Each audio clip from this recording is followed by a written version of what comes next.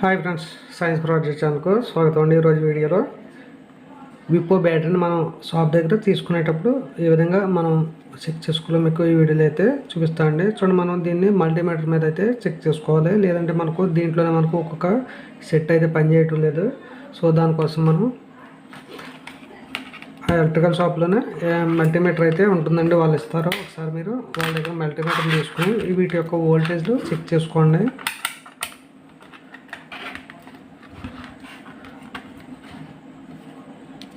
చూడండి, దీంట్లో మనకు ప్లస్ మైనస్ అని చెప్పి రెండు టెర్మినల్స్ ఉంటాయండి. ఈ పక్కన వచ్చేసి మనకు ప్లస్ అండి, ఇక్కడ మనకు ప్లస్ మార్క్ ఉంది కదా, ఇటు సైడ్ అన్నీ కూడా మనకు ప్లస్ ఉంటాయి. ఇటు సైడ్ వచ్చేసి మనకు మైనస్.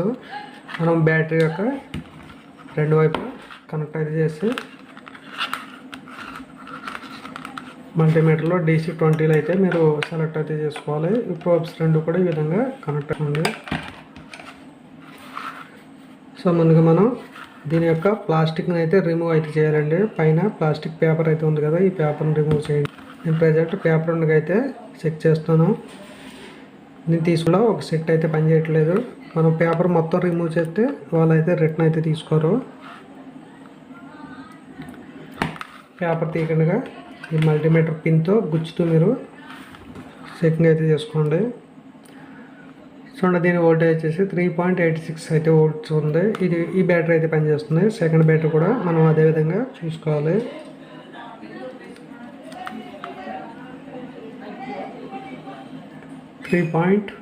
.86 ఓకే.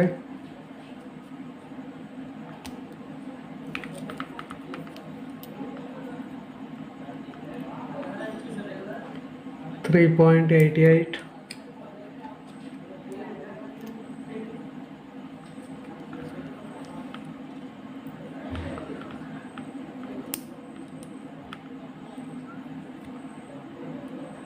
చూడండి, మనకు ఈ సెట్లో ఈ బ్యాటరీ అయితే పనిచేయట్లేదు. మనకు 3 బ్యాటరీలు అయితే పనిచేస్తున్నాయండి. ఈ బ్యాటరీ అయితే వోల్టేజ్ అయితే 0.02 మాత్రమే చూపించింది.